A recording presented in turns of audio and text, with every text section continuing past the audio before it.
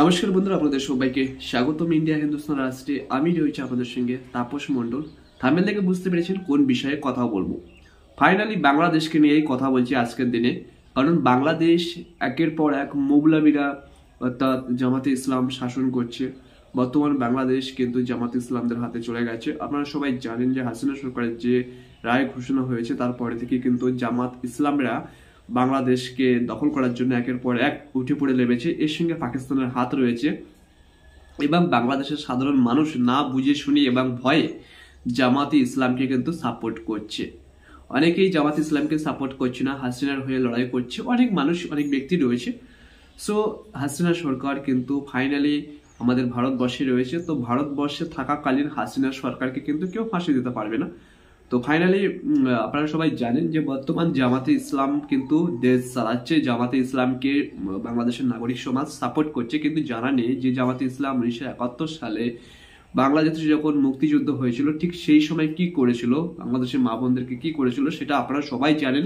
তো এত কিছু জানার পরেও সেই জামাতে ইসলাম যদি দেশ চালায় তাহলে সেই দেশ কি চলবে সঠিকভাবে? বাংলাদেশ, আমরা প্রতিবেশী রাজ্য হিসেবে চেয়েছিলাম বাংলাদেশকে ভালো চোখে দেখতে, বাংলাদেশকে সুন্দরভাবে এগিয়ে নিয়ে যাবে বাংলাদেশের মানুষ, এটাই দেখতে চেয়েছিলাম। বাট এখন দেখতে পাচ্ছি বাংলাদেশকে এমন একটা জায়গায় নিয়ে চলে গেছে যে বাংলাদেশকে রক্ষা করার দায় হয়ে যাবে।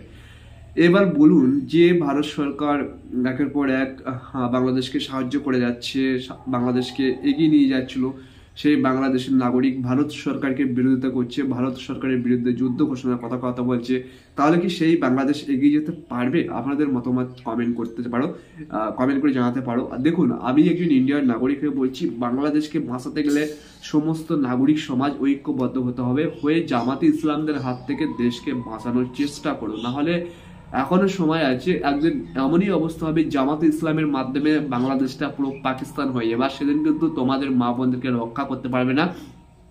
যে কোনো সময় বাংলাদেশের অবস্থা পাকিস্তানের মতো একটা ভিখারি দেশে পরিণত হবে। যে বাংলাদেশটা আজকের দিনে সমস্ত দিক থেকে উন্নত ছিল, এগিয়ে ছিল বা এগিয়ে যাচ্ছিল, সেই বাংলাদেশ কিন্তু ধ্বংসের পথে চলে যাবে। তাই আমি বাংলাদেশের মানুষকে অনুরোধ করবো, আমি একজন ইন্ডিয়ার ছেলে হয়ে, যে তোমরা যদি নিজের দেশকে বাঁচাতে চাও অবশ্যই জামাতি ইসলামকে নিষিদ্ধ করুন।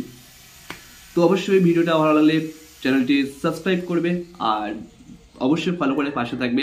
Thank you so much. সবাই ভালো থাকবে, সুস্থ থাকবে। নেক্সট কোনো আবার একটা ভিডিও নিয়ে চলে আসবে।